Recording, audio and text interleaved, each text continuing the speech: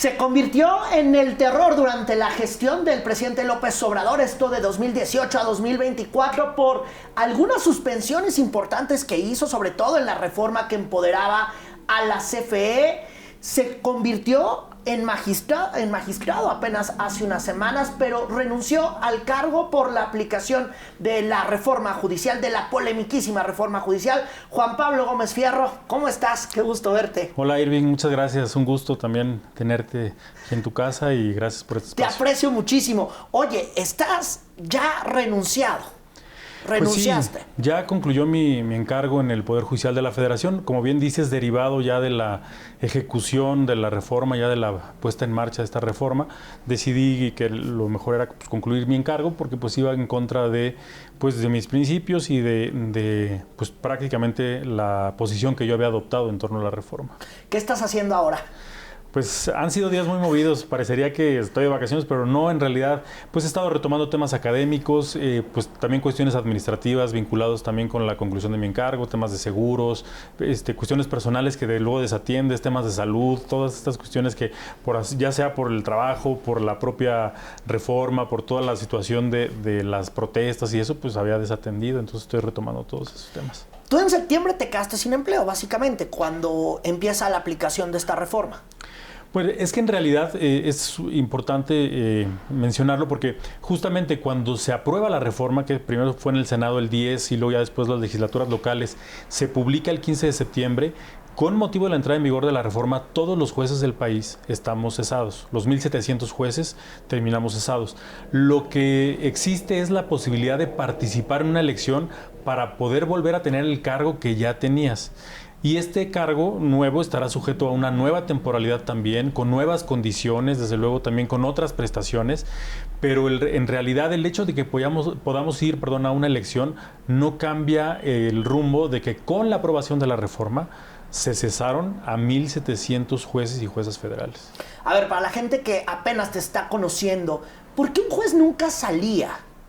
¿Por qué los jueces no hablaban, Juan Pablo? ¿Por qué mucha gente me dice en la calle, a ver, el tema de reforma judicial, sí, mucho gusto, pero ¿por qué los jueces no hablaron antes de lo peligroso que es la aplicación, ahora ya esta reforma judicial que estamos viendo? ¿Por qué ustedes no salían? ¿Los castigaban? ¿No tenían permiso de la judicatura? ¿La neta no les gustaba? Bueno, en realidad los jueces en general siempre tuvimos un silencio institucional, prudencial, si se me permite la expresión, porque siempre confiamos en que hablábamos a través de nuestras sentencias. Un juez normalmente no está llamado a ser popular. Normalmente cuando un juez resuelve una contienda, pues va a haber alguien que esté inconforme. Claro. La mitad de las personas que van a un tribunal no les va a gustar la decisión del juez. Entonces el juez tiene que dirimir el conflicto que llevan las personas a través de la sentencia. Y aquí les dice, aquí es como lo resolví. Pero tú no quieres un juez que salga a los medios y entonces empiece a explicar, porque si una persona está inconforme con una resolución, lo que tiene que hacer es impugnarla, es decir, interponer un recurso para que un tribunal superior resuelva y vea si el juez actuó bien o actuó mal. Entonces siempre actuamos en ese sentido, es decir, como nuestro trabajo se personifica o se representa a través de la sentencia.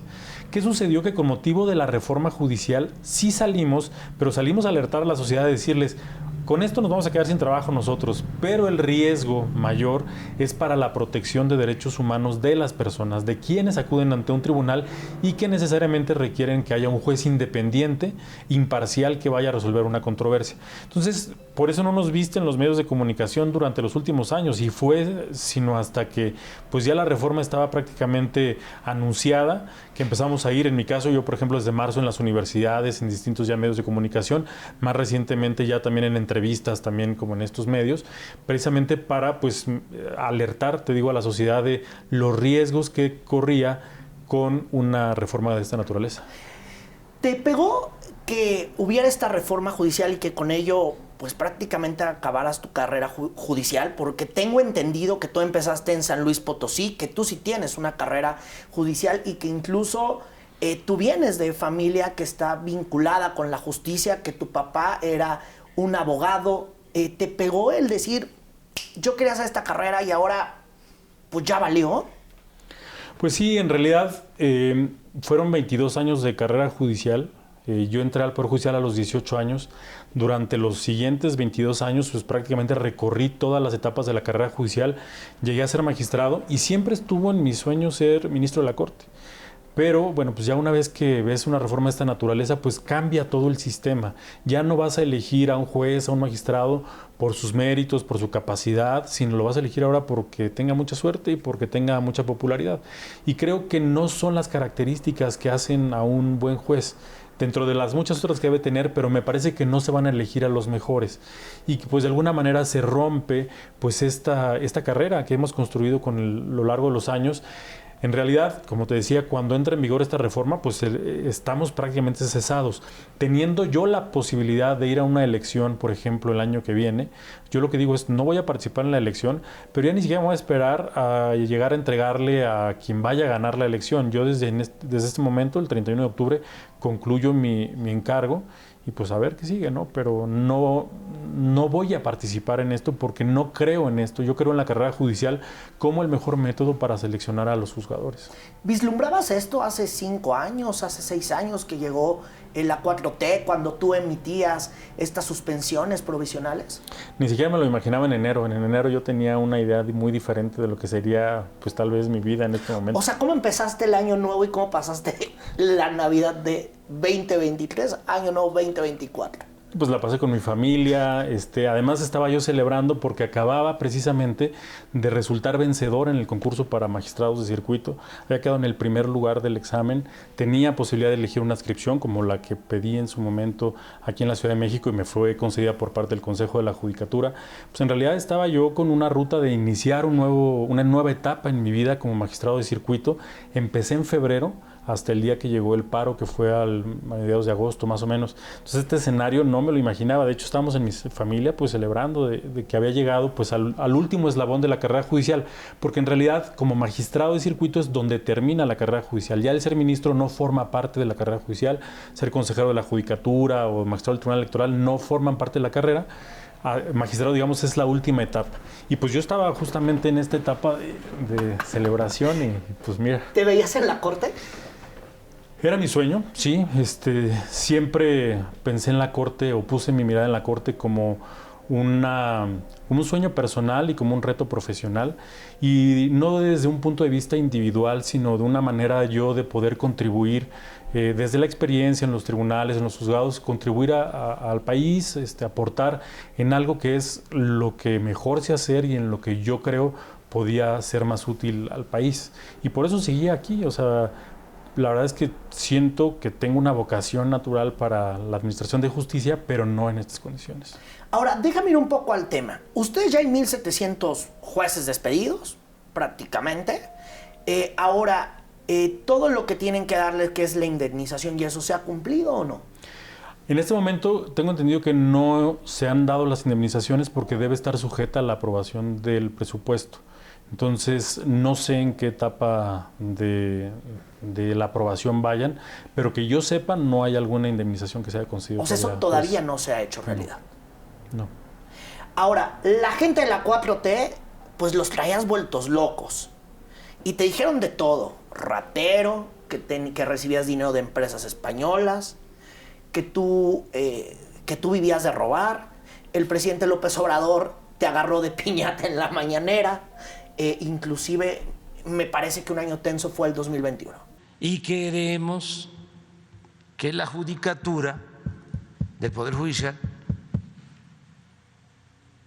haga una revisión del proceder de estos jueces. ¿Qué pasó ahí? Si hoy recapitulamos un poco,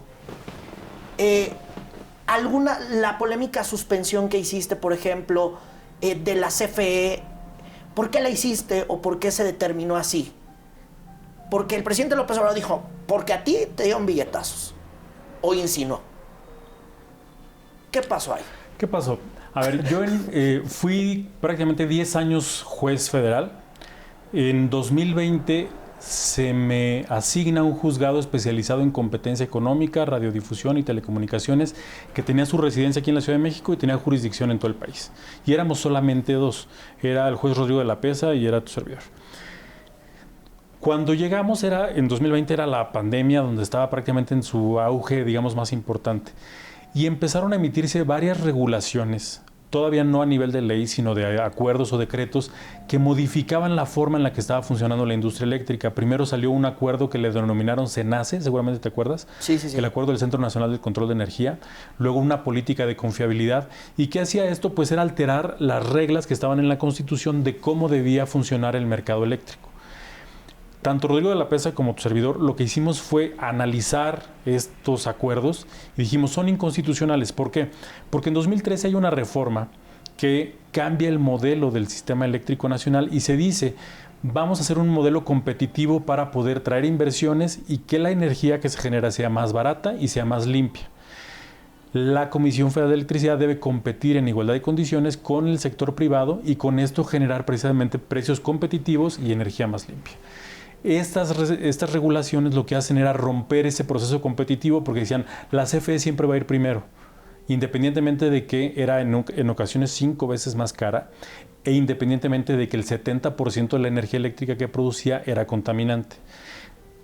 Concedimos las suspensiones contra estos acuerdos, contra el decreto, y las declaramos inconstitucionales. Cuando se caen, lo que se hace es reformar la industria eléctrica a través de la ley. Pero era lo mismo que ya habíamos dicho que era inconstitucional. De hecho, yo no me imaginaba que iba a ser tan mediático este tema porque ya lo habíamos hecho al menos un año antes y habíamos dejado insubsistentes las determinaciones que se habían emitido para alterar el funcionamiento de la industria eléctrica. ¿Eso era en la era Peña Nieto o ya López Obrador? No, ya, o sea, fue en 2020. Okay. La reforma constitucional se aprueba en 2013. Yo en 2013 estaba en la Suprema Corte como secretario de Estudio y Cuenta. Bueno, entra en vigor en 2013 la reforma constitucional, en 2014 la ley de la industria eléctrica original, la que se emitió con motivo de la reforma. Y en 2020 estos acuerdos vienen a cambiar la forma en la que estaba ya funcionando el mercado eléctrico nacional. Y nosotros dijimos, esto ya es inconstitucional porque se decidió en la Constitución crear este modelo. Nosotros no dijimos, es que este modelo de energía eléctrica es mejor que el otro. Nosotros lo que dijimos es, este modelo es el que está en la Constitución y yo como juez debo velar porque se respete la Constitución. Y tanto el acuerdo CENACE, la política de confiabilidad y la ley de la industria eléctrica, eran contrarias a lo que decía la Constitución. Tan lo sabían ellos que ellos estuvieron en contra de la reforma de 2013 porque sabían que estas eran las consecuencias, que modificaba el sector, ¿no? Y bueno, derivado de eso, desde luego, pues vienen las mañaneras, vinieron investigaciones por parte de la Unidad de Inteligencia Financiera a mi patrimonio, al de mi familia. No encontraron absolutamente nada, no hubo ningún acto de corrupción que documentaran. A ver, déjame claro. detenerme ahí. Cuando tú emites estas sentencias, ¿se llaman? Sí, digo, para que toda la gente nos entienda. Cuando tú emites esta sentencia por la política energética, también tengo entendido que por algo de comunicaciones fue. El Padrón Nacional de Usuarios de Telefonía también. Sí, porque tú, ¿ahí qué quería la 4T y qué resolviste? Recuérdanos tantito. Recordarás, era un Padrón Nacional de Usuarios de Telefonía que buscaba que para poder tener una línea telefónica, conservarla o adquirir una, tenías que tener tus datos biométricos, registrar tus datos biométricos. De lo contrario, se cancelaría la línea que tenías o, en su defecto, no te permitirían contratar una nueva. Dijimos, esto también es inconstitucional porque viola varios derechos humanos. Presunción de inocencia, el acceso a las tecnologías de la información y de la comunicación, derecho, por ejemplo, a la privacidad de tus datos personales, ¿no? Y particularmente datos muy sensibles como son los datos biométricos. Dijimos, es inconstitucional. La ley de hidrocarburos, que sigue más o menos el mismo principio de la ley de la industria eléctrica, era un mercado competido en algunas áreas y lo que decían es se rompe la competencia y hay que darle prioridad a las empresas estatales a pesar de que tengan pérdidas, sean ineficientes o den más caro su producto. Y ahí vino la persecución. En mayo de 2021. ¿Qué sentiste la primera vez que López Obrador te agarró de piñata en la mañanera? Pues sí fue algo que no esperaba, porque además, te digo, era la forma en la que veníamos resolviendo al menos un año antes. Esto desde luego pues trajo consigo muchas consecuencias mediáticas, presiones políticas, mediáticas, sociales, porque pues todos los ojos del país estaban viendo qué íbamos a resolver. Pues desde luego sí trae una preocupación adicional en el cargo que desempeñas como juez. Ajá. Pero nunca perdimos la ruta, o sea, siempre sabíamos que nuestra responsabilidad era fallar y decidir dictar sentencias acorde con lo que decía el texto constitucional, sin inclinarnos por una política, sin quizá tomar una posición, digamos, pues como se conoce, parcial. Pero ¿no? te subieron sin querer, ¿no? Al ring de la política, sin ser político, creo yo. O sea, llegó un momento donde, pues el presidente de la mañana, corrupto, tal, y te subían a una arena que, pues no están acostumbrados nadie de ustedes. No, y por ejemplo, había una posición ideológica donde se decía, bueno, es que hay que darle prioridad a las empresas estatales. Patria, decían. Ajá, pero pues nunca se dice, la Constitución es lo que dice. Y la Constitución tan lo dice que en 2013, cuando se hizo la reforma, ustedes estaban en contra, presentaron amparos, presentaron una consulta popular, etcétera. Lo hizo porque sabían las consecuencias que tenía. Si después vienes y quieres cambiar en un acuerdo, en un decreto o en una ley lo que dice la Constitución, pues estás rompiendo precisamente con la obligación que tienes de respetar el texto constitucional. A toro pasado, ¿no sientes que cuando te agarraron en las mañaneras hubieras tenido que dar alguna conferencia, alguna conversación con un medio de comunicación? A toro pasado, no en ese momento, sino hoy. Yo creo que no. O sea, yo creo que el haber tenido este silencio prudencial, institucional, era lo más adecuado, porque en una democracia es lo que esperas tú de los jueces, que los jueces dicten sus fallos, que sus fallos se revisen por un tribunal superior, pero que no estén sujetos a los vaivenes de la política. Porque el día que eso suceda, en realidad las sentencias lo que ya no van a buscar es cumplir con lo que dice la ley, sino agradar a un gobierno en turno, a lo que opina una mayoría o una sociedad. En realidad, lo que supone la labor de un juez, ser imparcial, ser independiente y cumplir lo que dice la Constitución. Cuéntame cómo fue esa persecución. Pues yo me enteré en 2021, en mayo de 2021, por un artículo de una reportera, Penilei Ramírez, que publicó en el diario Reforma. Fue creo que la primera columna que escribió, que se llamaba El juez incómodo y la UIF. Y donde ella decía que tenía en su poder un documento del Sistema Financiero Nacional, donde la Unidad de Inteligencia Financiera pedía investigaciones respecto de algunos miembros de mi familia, particularmente mi mamá y mi hermana, y de mí y algunas otras personas que estimaban estaban relacionadas conmigo. Entonces ahí es donde yo me entero de esto y donde ella documenta que se utilizaba la Unidad de Inteligencia Financiera con la finalidad pues de hacer una presión política a ciertos perfiles para pues tratar de apretarlos. ¿Cuántos años estuvieron investigados? Pues después de eso a mí me citan a comparecer en los primeros procedimientos en septiembre de 2021 y cerramos prácticamente los procedimientos, tanto en la sede administrativa como en la Fiscalía General de la República, hasta 2023. O sea, me tardé 2 años, digamos, en comparecer y todo, ¿no? Fue una dolosa persecución. Pues estuvo muy complicado porque pues hubo que presentar pruebas, demostrar esto y lo otro. Y además... ¿Y qué te decía tu familia? En una época en la que estaba también con una gran cantidad de trabajo, ¿no? Pues yo trataba de no preocuparlos, pero bueno, pues es que se hizo todo muy mediático. Tanto el tema, digamos, de las mañaneras y toda esta parte mediática, pero pues el que más me preocupaba era el tema, digamos, ya procedimental, los procedimientos que se habían iniciado, la denuncia ante la Fiscalía General de la República y en un contexto pues además muy complicado, ¿no? ¿Y al final qué te dijo tu familia? Pues ahorita ellos también estaban muy preocupados con todo este tema de la reforma judicial y porque además pues adopté un papel muy activo, sobre todo en medios de comunicación, en las protestas, en las manifestaciones. ¿Tú sí protestaste? Sí, a todas estuve, en todas. Y ahora, cuando la UIF, cuando dice, bueno, ya estás limpio, no pasa nada. La UIF lo que hace es una investigación, arma un caso y presenta denuncias. Y las presenta ante las autoridades que serían las competentes para conocer y resolver esos procedimientos. En el caso, por ejemplo, el Consejo de la Judicatura, que de hecho me absuelven, digamos, en el Consejo de la Judicatura, en la administración anterior, me ratifican como juez, en la administración anterior, y presenta también denuncias en la Fiscalía General de la República. Ahí concluye el procedimiento con una resolución que le llaman no ejercicio de la acción penal, donde dicen, derivado de las investigaciones que hicimos, llegamos a la conclusión de que no hay elementos para procesar penalmente a Juan Pablo Gómez Fierro porque no hay nada irregular ni en su patrimonio, ni en sus bienes, ni en su actuación como juez, entonces no hay nada que perseguir y dale. Y bye. Y bye. Ahora, ¿hubo alguna presión de Consejería Jurídica, del gobierno federal? ¿Hubo alguna presión pues cuando estaba Arturo Saldívar siendo presidente de la Corte o cuando estaba ahora Norma Piña para que le bajaras 2 rayas al volumen de las sentencias, algo por el estilo?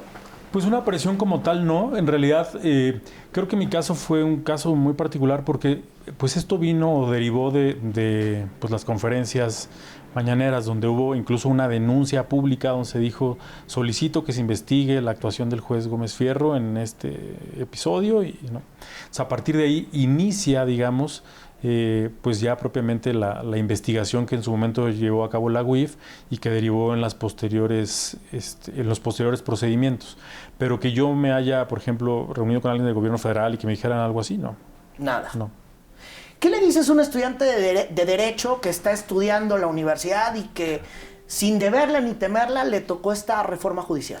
Pues que en sus manos está restaurar la República, que son prácticamente la generación que tiene en sus manos la responsabilidad precisamente de prepararse y de impulsar pues un sistema de Estado democrático que abone a una división de poderes, a la separación de los poderes del Estado y una reconstrucción institucional que pues me parece ha tenido pues una, digamos, pues sí, una destrucción en los últimos años. Si bien México nunca ha sido, me parece, ejemplo de justicia, siento que con la reforma esto se va a empeorar más. Y más cuando quien aspira a llegar a la corte, a ser juez, a ser magistrado, tiene que pasar por un comité de evaluación, pues que está con morenistas y que está con el partido en el poder. A mí me parece que esto es una invasión al poder judicial. Me parece que si bien ellos tienen el poder ejecutivo, tienen el poder legislativo, ahora quieren agarrarse el poder judicial. A mí me parece que es eso, que es una intromisión al poder judicial. ¿Cómo ves el México que viene a raíz de que se elijan a las autoridades judiciales por comicios? A mí me preocupa mucho por varias razones. La primera, que como bien mencionas, la elección de los perfiles o la selección de los perfiles va a estar a cargo de los comités. Que si bien hay 3 comités, hay 2 comités que son, digamos, seleccionados por el Ejecutivo y Legislativo que están de acuerdo con una misma corriente política, que pertenecen en su mayoría a un partido. Hay perfiles específicos en cada uno de los comités, particularmente del Ejecutivo y del Legislativo, que han marcado una posición a favor del gobierno. Y esto, pues desde luego no te garantiza que los jueces que vayan a seleccionar sean jueces imparciales. ¿Por qué? Si tú lo que quieres es un juez imparcial, que no responda a un partido, a un interés político, económico o social, pues lo que buscarías en un comité es que el comité tampoco lo fuera, con mayor razón, porque él es el que los va a seleccionar, ¿no? Entonces, de entrada, pues dentro del universo de personas que vayan a participar en la elección, la selección que hagan este comité pues va a ser finalmente los que van a subir a la boleta, ¿no? Y luego en la boleta, pues quiénes son los perfiles que van a tener mayor posibilidades de ganar, pues aquellos que estén respaldados por quienes tengan mayor capacidad de movilizar el voto, principalmente los partidos políticos, pues el crimen organizado, incluso hasta grupos religiosos. Quien más tenga dinero para movilizar el voto va a ser quien va a poder posicionar a los jueces. ¿Un juez tiene la capacidad de poder mover gente, de poder hacer campaña, de pagárselo con la propia lana que gane? O sea, un juez que ya estuvo ahorita y que vaya a concursar, ¿tiene esa capacidad? Yo creo que no, yo no la tengo. Ni siquiera la experiencia ni el conocimiento para movilizar el voto o para hacer una campaña ni para política. subir al microbús a la banda y que vaya y vote. Pero, por ejemplo, algunos políticos podrían movilizar, digamos, a un líder social, por ejemplo, que pueda movilizar, no sé, 10, 15 mil, 20 mil votos en una alcaldía. ¿Y qué va a pasar el día siguiente de la elección? Oye, nosotros te acomodamos, pero tenemos estos asuntos en tu juzgado y vamos a querer que nos ayudes, ¿no? Eso yo creo que uno de los principales problemas. Hace poquito en estas audiencias que hicieron en la Comisión Interamericana de Derechos Humanos en Washington, decía uno de los comisionados, no parece, por decirlo menos, sospechoso que el partido que ganó de manera contundente las elecciones para la presidencia de la República y para el Poder Legislativo quiera también que se elijan a los jueces también a través del voto popular. Esa es una buena pregunta. Si ya ganaste una y la otra y quieres también elegir los jueces por el voto popular. Pues es una maquinaria, ¿no? Jugando a ganar. Así lo veo. Ahora, mucha gente te ha atacado. Yo entiendo que tú empezaste desde muy chavo, que empezaste a los 20 años, que tu papá era un abogado, tengo entendido, de oficio. Cuéntanos un poco cómo llegaste a ser magistrado y qué fue lo que hiciste. Ok, sí, mi papá fue abogado de oficio, fue defensor público muchos años. ¿En San Luis Potosí? En San Luis Potosí. Y yo estaba estudiando el segundo año de la licenciatura y me platicó en alguna de esas ocasiones que coincidíamos en la comida, yo ya era como estudiante de Derecho y él como defensor público, que había conocido un juez muy joven y que de alguna manera le había llamado mucho la atención, que pues venía de la Ciudad de México, que un juez muy preparado, y me dijo, pues deberías, dentro de las opciones que tienes como estudiante de Derecho para empezar a aprender, ver esa posibilidad. Entonces, un día saliendo de la escuela fui a conocer al juez y le pedí la oportunidad de llegar lo que se conocía en ese entonces como meritorio, ¿no? Es decir, hacer méritos al juzgado para aprender lo básico, que era coser, foliar y sellar expedientes, apoyar en la elaboración de algunos acuerdos, tomar declaraciones de algunas personas que eran presentadas ante el juez por la comisión de algún delito, etcétera. Y ahí me gustó mucho y seguí la carrera judicial en todas sus etapas. Durante los siguientes 22 años estuve primero después de meritorio como oficial judicial, que era el cargo más bajo de la carrera, luego actuario en el juzgado de distrito, secretario en el juzgado de distrito, ya titulado como a los 22, y después de ahí decido venir a la Ciudad de México a seguir con la carrera judicial. Hice un curso de 6 meses para aprender a elaborar sentencias en la escuela judicial. De ahí me fui a un tribunal colegiado como secretario. Luego como secretario estoy cuenta en la Corte. A los 30 años soy nombrado juez de distrito después de un proceso también de selección por un concurso de oposición. Y soy juez de distrito los siguientes 9 años. Y el último año, pues de febrero al 31 de octubre, magistrado. Toda la carrera judicial, o sea, en su integridad. ¿Dónde estudiaste Derecho? En la Facultad de Derecho de la Autónoma de San Luis Potosí. Ok. En la Universidad Pública en San Luis. ¿Te arrepientes de algo? No. En la carrera judicial de nada. Estoy satisfecho desde luego pude haber tenido errores, desde luego pues de los mismos que aprendes, pero no, me siento muy satisfecho de haber elegido la carrera judicial como un proyecto de vida. Lamento mucho que este proyecto haya terminado, no solamente para mí, sino para la mayoría de mis compañeras y compañeros que han dedicado su vida a esto. Además, en un contexto derivado de una narrativa que se construyó como si los jueces fuéramos los responsables de los males que aquejan al país, cuando era en realidad todo lo contrario. ¿Quiénes son los responsables para ti? Mira, no puedo hablar de responsables, porque habrá responsables desde luego en temas específicos. En todas las cadenas. Exacto. Pero lo que se decía es que los jueces impiden prácticamente el progreso del país, cuando en realidad lo que hacíamos los jueces era proteger los derechos humanos de las personas, advirtiendo las deficiencias que se encontraron en distintas etapas de temas administrativos. Pensemos el tema de la vacunación. Se decía hace poco, es que los jueces impidieron la vacunación. Nada más alejado de la realidad. Fue todo lo contrario. Frente a una política pública que no tenía una estructura para la vacunación, los jueces fueron los que dijeron hay que vacunar, por ejemplo, a los menores de edad, hay que vacunar, por ejemplo, a los médicos que están en hospitales privados, que no se les quería vacunar al principio, a pesar de que estaban también enfrentando la pandemia, y que a la falta de una política pública que apostara por eso, pues fueron los jueces federales los que dijeron hay que hacer esto, ¿no? ¿Ahí mintió Luisa María Alcalde? Está alejado de la realidad completamente. Mentira. Y así ha sido constante, ¿no? Pues, al menos esa es una mentira. O sea, porque el Poder Judicial no solamente no impidió, lo que hizo el Poder Judicial fue promover que se vacunaran a las personas que más riesgo tenían, particularmente menores de edad y los médicos que no les había sido administrada la vacuna y que estaban enfrentando la pandemia en la primera línea de batalla, ¿no? Claro. Juanpa, yo te aprecio mucho que hayas estado aquí en Esqueletos de Fuerza Informativa Azteca. Sé que no hablas mucho y en verdad te aprecio que hayas estado aquí. Al contrario, muchas gracias a ti, Irving, por el espacio y pues un gusto también. Ya veremos qué viene. Vamos a ver qué viene, ahí platicaremos. Ahí después nos cuentas. Te Muchas aprecio gracias. mucho.